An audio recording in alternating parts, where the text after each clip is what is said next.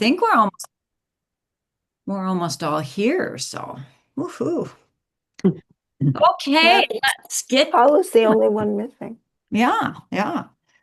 Um, well, I think the place to start, well, no, see, we haven't read the introduction. We haven't talked about the introduction yet. Okay, so let's start there. Um, Was a lot of Preface and reading. introduction. What kind of he has one of the things I found is I love his reference to music Bach, and yeah, and Bach it out. last Thursday, my Thursday Bible study started this, and so we did some listening to Comfort, Comfort Now My People. And then, you guys at Trinity know one of my favorites is the Canticle of the Turning. Oh yes, Um, we're gonna be doing that. Maybe. I thought about that, and I also spent much of last night humming hymn 61 to myself, which is Well, Sleepers Awake. Sleepers Awake. Yeah, yeah. Bach it out. I did listen to the Bach too. Uh, Me too. so that was fun. That was fun to do that, to listen to all that Advent music. So our choir director comes from a Lutheran place, and so he's been sort of gently chiding about the whole not singing anything Christmas during Advent. Yes. And so there you go. He's a little, I don't, I wouldn't call it frustrated, but he says he keeps suggesting things, and the answer he keeps getting is no. Poor So guy. I used to be a purist about Advent. Then I had the grandkids and kids, and finally Bruce said, "You got to give in a little bit." yeah, So I'm a purist at church, not so much in the home. I will A tell little you the nicer. Although I won't turn my Christmas lights on till no. next weekend. I did put them up when it was so warm, but I'm not turning them on till next weekend. As The far as two the years I production spent in the goes, Methodist church, no. I just always wondered why the heck we were singing Christmas carols in November. Same here. Yeah. Well, they So don't have much Advent in their hymn book. I have No. their hymn book. no, we do have some good Oh, we Advent. have great ones. Yes. So that's all fine. Okay, so let's look at the preface and the introduction. There are some big themes here that he pointed out to us. What do you got? What I did you had one hear from him? on introduction. I'm going to jump in here on the second paragraph, and this was something I did not realize. It says Lent refers to the lengthening of daylight hours. Epiphany, that I knew meant manifestation. Advent, I knew that meant coming. And I thought that was a very good basic introduction description of them. I mean, even if I had known them, the anticipation, especially since in the Episcopal Church, we tend to put Advent towards the quote end times so much. And that's okay. I'm just saying we do a good job of both the here and not now. Well, I mean, his chapter. I mean, I think the chapter one title says Mhm. it right there for us that it's starting or beginning at the end. Yep. And that's exactly what we do on Advent 1 is we begin at the end. And then we go back to the beginning. And I'm assuming that's why you had us read the the lectionary for next week. Yeah. Yeah. I I had never thought about the fact that Advent is the beginning of the end. Okay. Um, and that was kind of an eye opener for me. It made a difference for Yeah. me in how I look at Advent. So how did that make a difference? How did that change your perspective? It changed my perspective because I understood Advent more. Yeah. It's this broad, long thing, and um, and I don't know, it just like opened up a window into why did Jesus come? Why do we celebrate Advent? It really did open Mhm. up vistas for me. Great. Mhm. Great. I would agree, Mary Lou. Yes. That's been very helpful to me in that way. It's so easy to get caught up in the trappings of Advent and just kind of feeling it as a season of preparation for the big day, which is Christmas. Mm-hmm. So, we got the tree, we got the Advent candles. How am I going to decorate this? What are we going to make for food? Yada, yada, yada. And it's like you've lost the whole train of thought where you're supposed to be. Yeah. Yeah. Yeah. Some of the words that I kind of pulled out and wrote down are expectant preparation Mhm. and hope.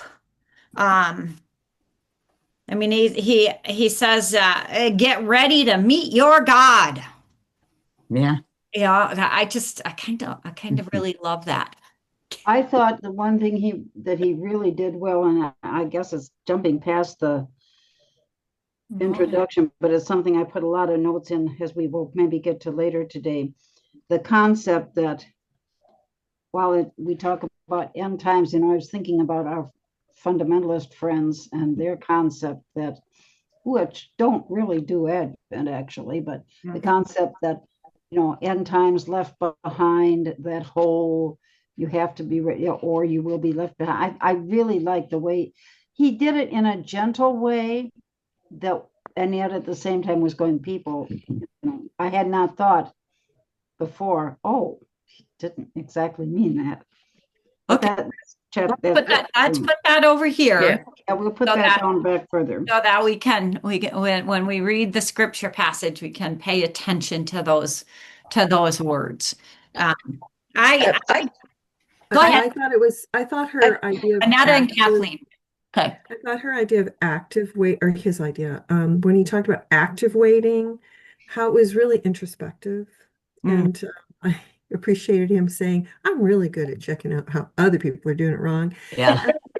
On a broad picture, that's good for us to mhm. take a season to step back and look at ourselves in a world that is screaming at us with problems. And maybe that's a good I was thinking when I read it's a good time for me to step back from paying so much attention to what's happening outside and maybe have a spiritual retreat. That was something that I came away with after reading the introduction. Great. Kathleen. Yeah, I was really struck by basically pages 24 and 25, Roman numeral 24 and 25. Yes. And when he's talking about um, how sick and tired we are of all this stuff not being solved. How our expectant waiting is kind of um, you know, demanding in a certain way. It's like, come on already. Come take care of this. And I love what he says about hope and how hope produces courage Mm, and how this waiting, even if it's very interior, is also not passive, Mhm. that we're not just sitting around waiting for God to fix it, but we're doing everything we can to be part of the solution. yeah. I loved it. I thought it was just beautiful. Yeah. Yeah. Mhm. In those pages, he spends a good amount of time. Mhm. What the words I wrote down right on that page are protest and resistance. You know, Well, Yes. and I go back to the Magnificat every single time. If that's not a song of protest, I don't know what is. Uh, Jane Korsberg wanted to say something. Well, I And was just gonna, you said it for me as I read that. Stirred up by hope, they instill hope, and hope produces courage, and courage produces resistance. what page is that on? Uh, in the Roman numeral 25, the and second of the Oh, I'm on third, 15, sorry. yeah, first 25. full paragraph. yeah, that's an amazing page Roll right there. 25. Mary Lou?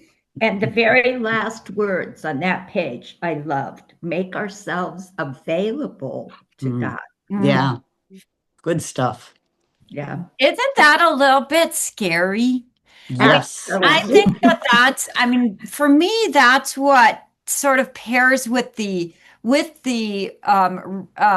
images of Revelation is that making ourselves available to God is. I mean, if it isn't really scary, then I'm not quite sure we're Well, Yeah, really. can I? Go ahead, Yeah, Kathleen. I just want to say something going back to what Annetta said too about that invitation to interiority. I don't think anything good can come out of us into the world without a deep grounding in Mm. that kind of um, interiority, that knowing oneself, being with God in ourselves. I don't know that we have any we get so ungrounded if we don't do that. So Mm. I really appreciated what Annetta had to say. Yeah, yeah. well, for me, it's also guilt inducing. Yes. Yes, Mary Lou. What's guilt And the, inducing? well, okay, I go through this back and forth of I want to study and pray, but I should be out there Oh, protesting more than I I do. get it. Yeah, yeah, yeah. Yeah. Mhm. I battle with that all the time as well. And that's why those words about making ourselves available to God became so important as I read them. Is that when I spend time, uh, in silence, in prayer, in reading, and making myself available to God, then maybe I can hear the call a little bit more clearly, and maybe I can be more courageous in answering the call. So rather than the should in the midst of that is the deep listening about what the call really and truly is. Somebody else had their hand up. Anne? Well, I had a little bit of a different aspect on it, and I'm trying to find the paragraph where he was talking about it. But our current priest has been talking about God present in past, present, and future. That Mhm. Jesus was, and this chapter, and I'm was trying, I'm sitting there, the sermon's going, okay, I'm trying to figure this out. Yeah. Just dream about it. But I'm thinking, that this chapter was helping me understand that a little bit So more. he wrote specifically in the introduction on 15. Is that right? Yeah, I think that's where I had it X5. now. Page Yeah, 15 in the middle of the last full paragraph. In other words, Advent is a season with an ability to move us around through time. yeah, that's the We point. can view Hmm. Jesus and all he means for us from a variety of perspectives, past, present, and future. Yeah, and that helped me understand. I'll tell TJ this is helping me a little Yeah, bit. no, I think because it is, I mean, that's the confusing thing about Advent. So that Diana Butler Bass book that I picked up, she calls her, she quotes, of course, she quotes Madeline from A Wrinkle in Time, but what her chapter, Diana Butler Bass's chapter is called is Wrinkly Time. And that's what she's using to talk about Advent. Um, and that helps. I mean, I've always thought about the lives we live are an in between time. They're in the time um, after resurrection and before the fulfillment of all things. And that locates me in a particular time, and then we do this Advent thing, and it's all discombobulated, and that's so helpful. Yeah, That's that okay for was a me to really be good. discombobulated and wrinkly. That's how I feel, Yeah. wrinkly. So that's a gr- it's So my okay. favorite sign at the airport in Minneapolis is the No, that's this in Milwaukee. Yeah, Milwaukee, you're The right. recombobulation Ovulation area. I love area. it too. I got a picture Really? of that. Have any of you flown through Milwaukee?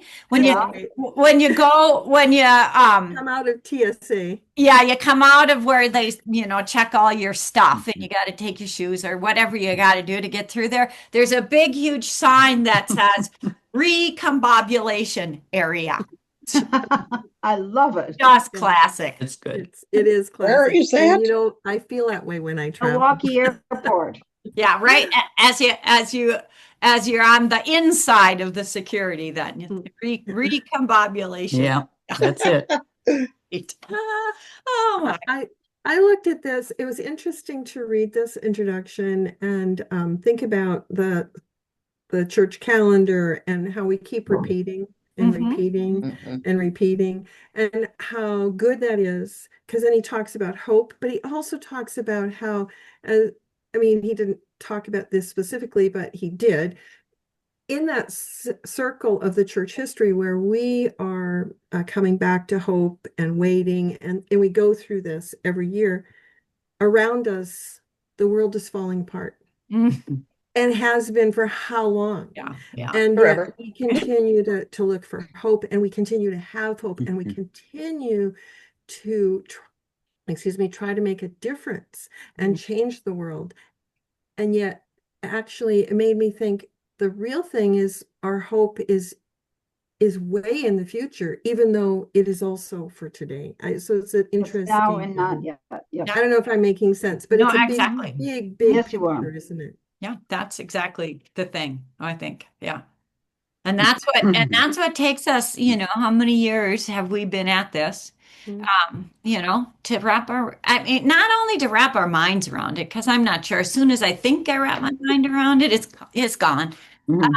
But to also wrap our bodies, that this is incarnation, this is embodiment, this is visceral, this is flesh and blood, as well as whatever else it is, and It's hope and it's courage and it's comfort, mm, right? There's comfort in this Mhm. cycle that we have, mhm, and that we do it in community. yeah, and Mhm. we do it in community. Yeah, Yeah, so important. Beautiful. I'd be pretty worthless. Mhm. Well, and he says that on what page is this? XIX. Uh, 19. thank you. Um, we examine, as Christmas draws close, we witness the amazement that arises when God comes near to us and the world. We examine Mary's and Joseph's experiences not to breathe an aroma of nostalgia, Mhm. but to explore the wonder of what it is like to have Christ Mhm. arrive among us, extremely up close.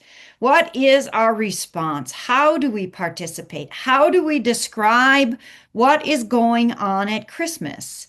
What will it mean for us, for our neighbors, and Mhm. for our world? I think those questions are huge and important, um, and questions that we need to be asking ourselves. And we've talked a little bit about us right now. What is our response and how do we participate? We've talked about that. Um, Question. mhm. So let's put that in the context of, let's say, my grandson Christopher. God love him, and his fiance Aurora, who Mhm. are, I don't want to call them baby Christians. He went through St. Paul's now, but who? How do we express this concept in the terms? Help me out in terms that will help people with that kind of background You know, understand. I Christopher's at least got some language. Oh yes, He might not be aware of it, but at least he's got some language, oh having yes. been raised in the Lutheran and the Episcopal Church, to be able to pin some stuff. So is she. So I is she. think a little bit further on in the introduction, 23. Um, Got it. So at the bottom there, our author is quoting Bonhoeffer, telling us all about that. And he says, our author says, he wanted to impress upon them the utter surprise they should experience in the face of God's vulnerability as one who becomes human like you and I. I mean, I think that's the place Hmm. I, I like to go. There, the danger always is, and those of us in faith formation who've given our lives over to trying to form people, um, is that so many people stop with the little baby Jesus, and never move into the the God who chooses through love to be part of humanity, um, and uh, and the vulnerability that is all about in that God. Go ahead, Kathleen. Yeah, and I'm wondering if that little baby Jesus isn't part of that vulnerability and that love. I had a new experience of that just recently. I was looking at a book of icons, and the icon about the nativity that showed the close up of the sheep and the donkey looking at this little baby Jesus. And of course, he's all wrapped up in swaddling clothes and a little halo and whatnot. And the looks on these animals' faces, they were really stupid little smiles, right? But the way they were looking at him, and it just struck me, here is God choosing to become incarnate in Yeah, this little fragile child. And I just think I think, of course you don't get stuck with baby Jesus. That's not where right, you stop, but right. I think that's definitely where you start. Yeah, Hmm. yeah. There you go, Anne. Find some sort of icon or illustration Oh, or I've got the yeah, calendars, and and for Henry and Lillian yeah, coming too. yeah, So yeah. that they're at this age where they can understand, the baby Jesus. Yeah. That's If age 7. these days, now that we have the ability to put our hands on images, nativity images that aren't all little white people, Mhm. I think that Yes. that's when we're presenting this to the younger people in our lives, that it's really our responsibility to make sure that we're using images that are very inclusive, rather I than think, the white I baby think, Jesus. yeah, Yeah. But I we think can do that. it's Hmm. Well, important. let us take a look. I would like for us to take a look at Matthew 24:36 through 44, our reading for our gospel reading for the first Sunday of Advent, which is a week from Sunday. Matthew 24. 24, 29 through, let's see.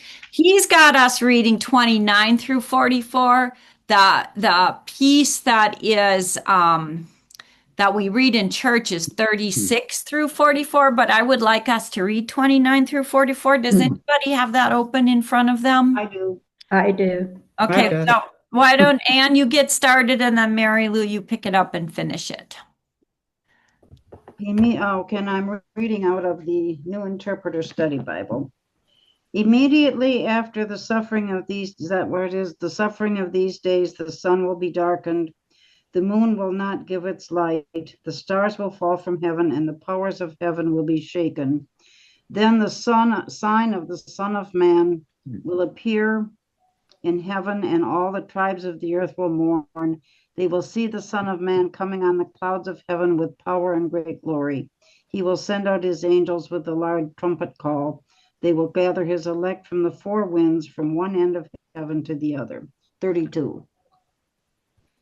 From the fig tree, learn its lesson. As soon as its branch becomes tender and puts forth its leaves, you know that summer is near. So also, when you see all these things, you know that he is near at the very gates. Truly, I tell you, this generation will not pass away until all these things have taken place.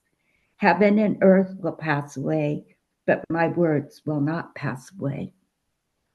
But And go ahead. no, you go ahead. This is the part we read in church now. Right. But about that day and hour, no one knows, neither the angels of heaven nor the Son, but only the Father.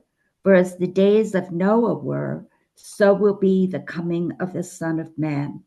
For as in the days before the flood, they were eating and drinking, marrying and giving in marriage until the day Noah entered the ark.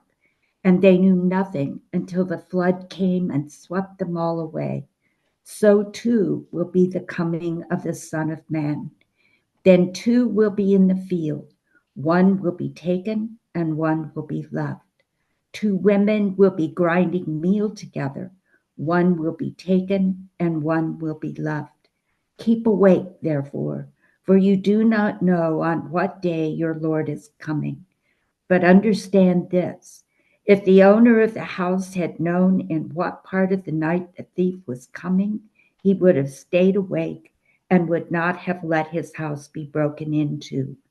Therefore, you also must be ready, for the Son of Man is coming at an hour you do not expect.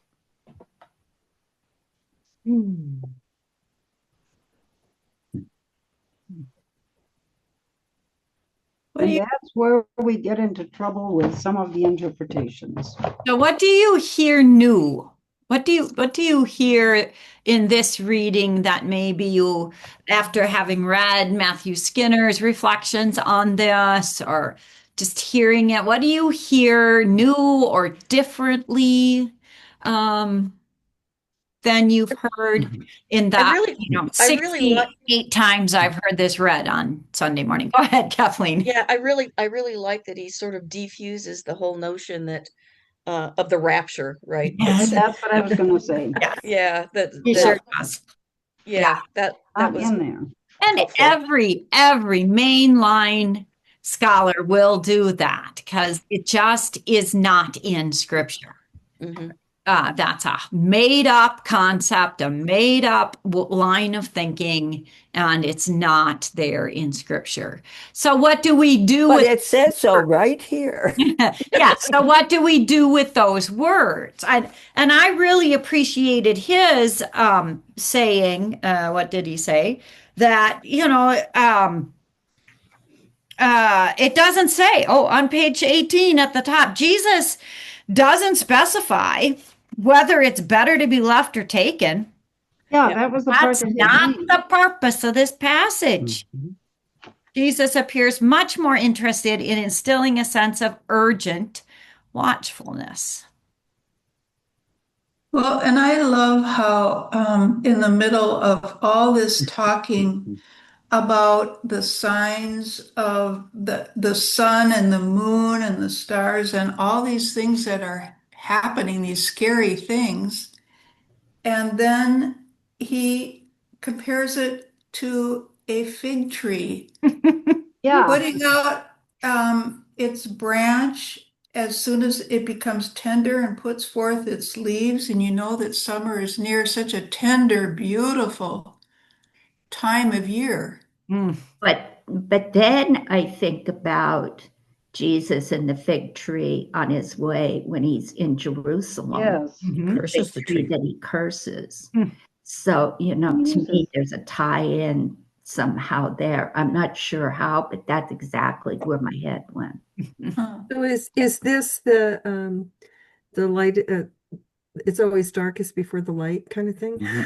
I'm not, maybe, I'm Well, not I sure. mean, Because it really is, there's a storm, it's horrible, it's bad, and yet spring. I mean, spring right. is Spring is light. coming, yeah.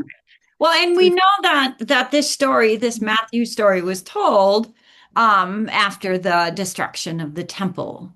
So, I mean, that the reference to all of these terrible things immediately after the suffering of those days.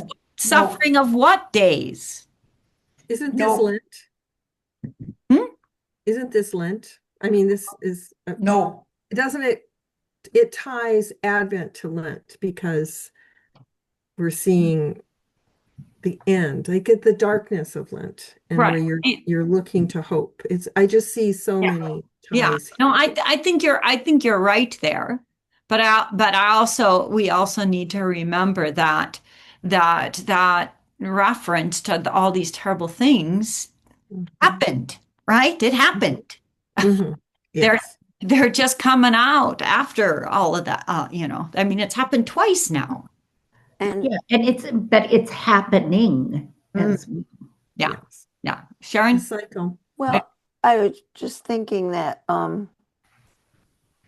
harking back to our last book, it's important to realize that for the audience to whom Jesus was addressing this, the destruction of the temple, I mean, that still hasn't gone away. Mm-mm, mm-mm.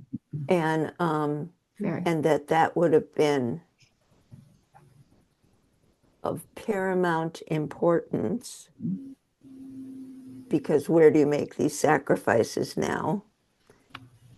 And I mean I'm no historian, but I think that that still would have been something that the people of that time Yeah. would have concerned themselves with a lot. Well, and it looks like the world is ending. I mean, isn't that, I mean, if you were wandering around in those days and your temple's destroyed, wouldn't you say the world is ending? This is it. This is the end. No, now get away. So And destroyed in a way that the first temple was not. say more about that. Well, I mean, it has always seemed to me that the first temple was able to be rebuilt, Hmm. which to me means it was not disassembled. Um, and it was certainly defiled. Mm, Um, but the second temple was gone. It was gone. just gone. Yeah. So Yeah. no, a stone was not left on stone. Yeah. And it's still gone. Hmm. Yes, the western wall is all that's left. Yeah. And what I think is so remarkable about this is that it's now too. I can't tell you how many friends I've had who've said, "Oh my gosh, this is the end of the world," Hmm. and the destruction of our traditions, our beloved traditions. It may not be the temple per se, but there's a kind of continuity in how we feel about what's happening in the world. Yeah. Yeah. Yeah. Yeah. Which And all elicits fear, right? yeah, Mhm. absolutely. Mhm. And well, so we have this story in the midst of all of this fear. Go ahead, Mary Lou. Well, what strikes me in some respects is it's the long ending. Yeah, no, yeah. How long, oh Lord? Mhm. It's a long one. Yeah. Yeah. Yeah. Time is wrinkly. Mhm. Jane. That's one thing that, can I follow up on that, Kathy? Okay. And then Jane Korsberg. That's the thing that you just finally helped me to understand between time is wrinkly and what T did saying about the past, present, future coming back and forth together. Thank you. Okay. Don't ask why, but it clicked. As long as things click. Go ahead, Jane. Yeah, I'm not quite sure that I'm saying this well, but these verses also speak, I think, to something I'm feeling now about a little bit of that Advent thing that I commented on earlier. While people are going to sleep in cities like Gaza or somewhere in Ukraine with an absolute terror of will they make it through the night, Mhm. I'm thinking about, what I'm bringing to Thanksgiving and how much money should we give the kids this year. It's just so, it's like we're preparing for the wrong thing, or like my mind is preparing for the I wrong get you. I thing. get you, Jane. I get that because we're kind of there too. And that's something that this country way over, they totally, the culture has totally shut the door on what we're talking about. But we don't have to. I mean, I think You don't have to know. but I think that's the reality in which we live. We don't have to. So the question is not about guilt and punishment, or No. the shoulds and the should nots, but it's about so what in this Advent space of listening to what God what is it? God to show I up. want Kathy, can I say something to Jane? I think what Jane's saying though is really important for us because we live in such luxury and wealth Yeah. No. that we have to consciously Right. close that door. Yeah. And I think that that's Yeah. so we can say, like you say, in this group, we don't have to, but we do have to reckon with that, Right. each one of us in our Right. lives. No. Yeah. And I think that's where I was going, that we Yeah, do. I'm sorry. I just wanted to say is like I'm listening to Jane going, yeah, Yeah. I've been trying to think about Christmas. I hate Christmas shopping. Yeah. Yeah. So what And do I've we been do? thinking about it like too much. So how do we do it differently? Is there a way to do it differently? What can we, what? Focus on One thing Advent, for the right? boys, heifer project, we always give money towards a specific animal, and the boys, notice I always say boys, boys have to pick out which animal they want to share with the family, or chickens or eggs, or last year we donated towards clean water. So that I started it with Daniel and Beth, and now Christopher and Nicholas, and now Henry, to understand that this is really, that we are sharing and giving for those, and that's what Mary was talking about. I can say that to Christopher. Yes. Yeah, you can. You can.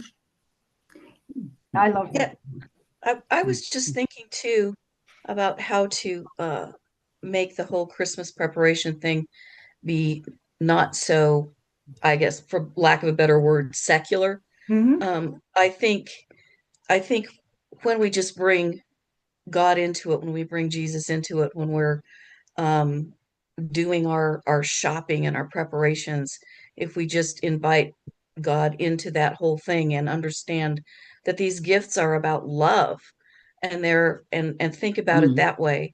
And so I'm in a situation here. I'm in Idaho with my mother, Oh, and it's a different religion and a different approach to the whole season. And so I've been wondering the same thing. How am I going to get through this without wanting to chew glass, But um I just that's what I came to, is it's just each of these acts is going to be an act of love and an act of devotion and an act of service, and that's just how it's going to be. Um uh yeah, so that's all. Yeah. there's something else that can happen with it. I'm going to bring in those of us in church service.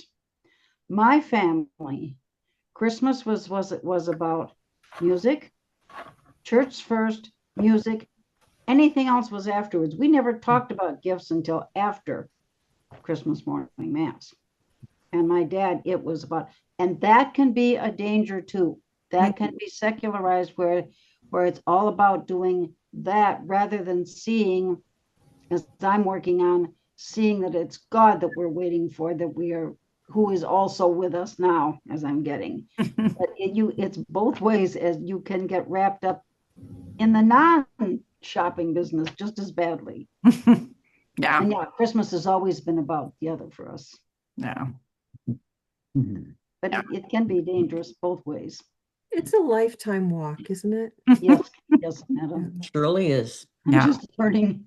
Yeah. I Yeah. really like what you said, Kathleen, is inviting God to participate, but I also think reminding ourselves that there are other people in sorrow helps us to acknowledge our privilege and our blessing. So, I mean, what Jane said about thinking about those going to bed with fear, and I'm wondering whether I should, make ham sandwiches or turkey sandwiches.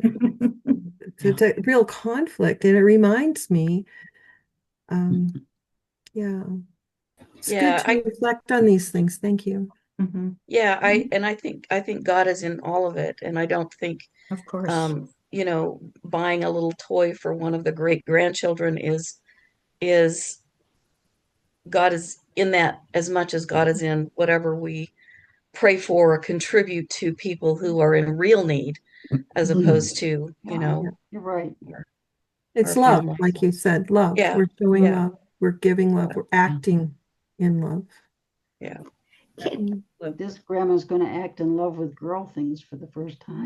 Go ahead. Sorry, Congratulations. guys. But you're absolutely right.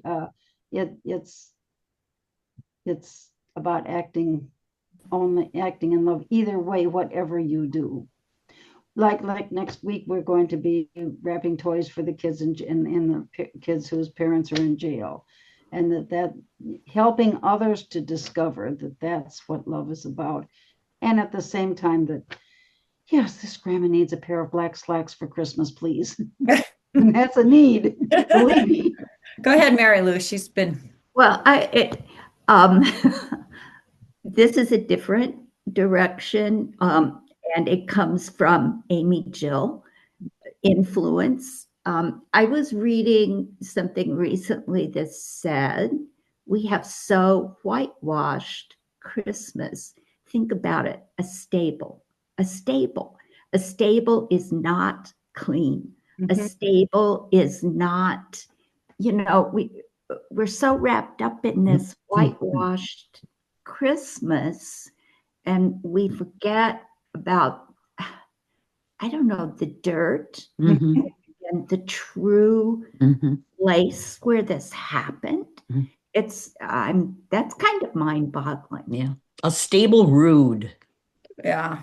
Yeah. The first time it really hit me was when I was first married to Bruce and we were farming, and it was about Christmas time, and I'm helping him running the manure, not the manure, the cleaner in the barn, the manure cleaner, and helping with the clean hay, and watching him move the hay and move the calves around so that they have enough. Mm. Watching doing the milk replacer with him. Let me tell you, that really hits that. Oh, that's what it really is. Yeah. Yeah. Yeah, too many people have not been exposed to a farm. I And agree. yeah, really. Well, Can and you imagine riding a horse and you're 9 months pregnant and everything is dirty? yeah. Yeah, Yeah. seriously. Yeah. I do think that we do have analogous situations today that, babies born in squalid Hmm. places, to parents who are absolutely not equipped um, for that sort of vulnerability and that sort of dependence. I do think we have some analogous situations that we can maybe point our people who have no experience with farms um, That to try and understand what that might possibly be about. But it's yeah, hard in these places like Janesville, Kathy, where it you don't is. see it as much as say Minneapolis or your bigger cities, where you're gonna see that because we Yeah. might try very hard Well, and I not think to. I think it's the underlying piece of it, not necessarily the descriptor piece, but the underlying piece. How does one understand or embody a God who is vulnerable, who is, who stoops into our existence, a God who is willing to embody humanity. I mean, I think that that's even, I don't know. I could be Mhm. wrong, but I think that that's a really, really hard thing. We either want to talk about that God that is so far away and up there in a place where we don't have anything to do with. I mean, that's a very Theism. clean way and separate way to talk about who God is, to talk about this God of vulnerability who is willing to be born into the muck and the mess of our lives, is so, I think, I think that's a really hard thing to um think about. I don't, I don't. Is it because we don't really understand who God is and how Mm. much of a how Yeah, vulnerable he made himself? I mean, Yes. think we so. know babies, we know humanity. We even might know farms, but we don't really know what heaven's like. We don't know what God is like. We don't know his magnificence. We read about it, but Yeah. we have no But experience with don't know in here. Yeah. No, And I no. think that that's why this call, Annetta, you talked very early on, the call to um, deep listening I mean, to just even the beginning baby steps um, Mm. of listening to who this God Mhm. is. Um, Yeah, I think that interiority is where yeah, God shows up. yeah, That's where you know God is in that interiority. yeah, Yeah. And I yeah, was God is thinking in your too, neighbor, yeah. Well, and and you got a very dirty, ugly looking neighbor who doesn't treat you very well, and God is in that neighbor. as well. And how do you Yeah, yeah, reconcile that to being the God that you keep worshiping? yeah, yeah. Kathleen, did you want to finish? I think that there was really only one other thing that has been occurring to me, and it's that notion that, this is like, I don't know, some sort of fulfillment or literalization of human beings being made in God's image. So the incarnation is like, I don't know, a hologram of that. I don't know how to put it exactly, but Yeah, it's a yeah. very, very different way of it's kind of fulfilling that whole idea, I think. Hmm. Um, Yeah. and it's not that God isn't in us all the time anyway. I mean, and in everything, God's always here in everything all the time. So I think I like the idea of the incarnation, this little baby showing up to show us here's an aspect of God you may not thought about, Well, right? and the accompanying piece of that is that that human being, that baby will die. Yeah, That Mm. you is can't you can't be one of us and not die. exactly Yeah. that. I mean, I think that's part of Amen. what history has also wanted to sort of explain away, Mhm. because well, yeah. how do you have a God out there who dies here? Mary Lou, you were going to jump in. I missed. Mm. And then No, I was just saying, yeah. It, what I was going to say though, when you said a God that dies is that but comes again, but the hope is Yeah. right, comes there's Yeah. that's where that Yeah. right, right. And that's, I mean, part of what we live in is that we know the end of the story. So that of course changes everything for us. Annetta is next, and then I was Anne. going to say culturally, we, as a culture, not in the church, but as culture, we like Christmas better than we like Easter. Oh, Yeah, oh, We like birth better than we like death. And yeah, yeah. it's just interesting to think about that. But Mhm. Easter is really the bigger, more important Always uh, has been. Yeah. festival in our Yeah. lives. yeah. What are we doing for next time? So did you want to say something, Anne? Did you I have? forgot. Okay, you forgot. You forgot. So we will not. Oh no, we decided we would meet next Friday. Is that okay? I will probably Yeah. not, unless Daniel says it's I mean, okay. I probably will not jump in. I might. We'll see.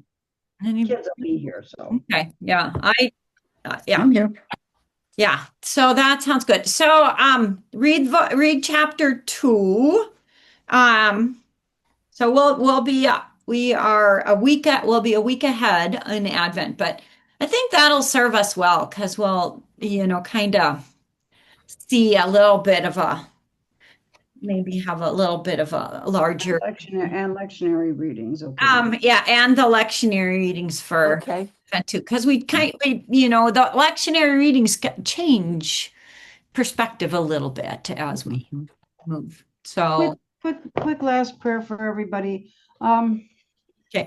Bruce has been having some little issues with him. And last night, I don't know if that he just woke up and was talking, but I was hearing some slurring in his speech, and I put him through the face thingy, and he was okay. But with the Parkinson's, I'm keeping an eye. I'm just praying that while the kids are here, that things go well. Yeah. Yeah. Before we go, can I just say something Yeah. to Sharon? Sharon, I hope that I didn't cut you off when you were talking about the temple. Oh, no, you Okay. did not. Don't worry about it. Okay. Thank you. Kathleen, you're so kind. I cut people off all the time. And so I'm just going to have a broad apology. I'll work on it. We all understand each other. I want to finish us on page 25.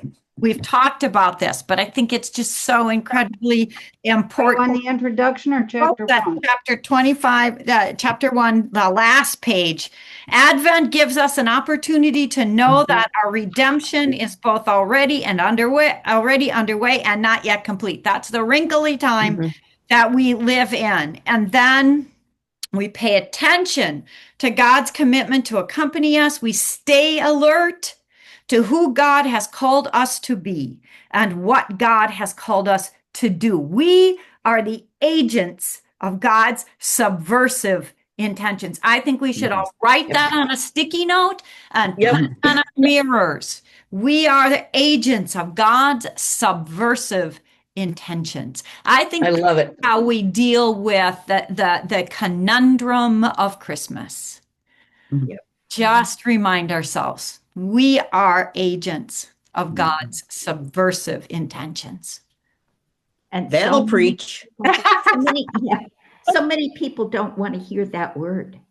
Subversive? Yeah. I use co-conspirator a lot, and I can feel people bristle. Yeah. We're meeting next Friday. Next Friday, chapter 2 and the lectionary readings. Have a very happy Kathleen, where Thanksgiving. are you in Happy Idaho? Thanksgiving. Happy Thanksgiving. Sorry? Happy Thanksgiving, Hey, everybody. Where Happy are you Thanksgiving, in everybody. Idaho, Will Kathleen? you send out those lectionary readings again, Sure. please? Yeah, Yes. I'll just Very do that much. every week. Thank you. Kathleen, where are you in Idaho? I am in Pocatello. Oh, okay. Pocatello. Just Yeah, south and of me. Yeah. yes, I'm hoping to get up to Helena to visit my cousin David. And it would be nice to have coffee if you're available. That would be great. That's the most fun thing when you're on Zoom and you know people only on Zoom to actually. Yeah. So I just want Annetta, to warn you though, when I met Jane, I didn't recognize her until she turned right and looked straight at me because I can only do 2D from Zoom. Just Yeah. a warning. But yes, Kathleen, I'll text you, I'll email you my phone number. Okay, do you have my email address? It should be It's on the. from Great. Sharon. Perfect. I look forward to it. All Okay. right. All right, Oh, everyone. one See thing. you all. Karen's got Bye. one thing. Wait, can you all, who did we lose? Anne, I have her address. Can you all send me your snail mail address? please? Oh, Physical address? wow. Don't get your hopes up. Okay. Okay, guys. Bye-bye. Thank you. Bye, Bye. everybody.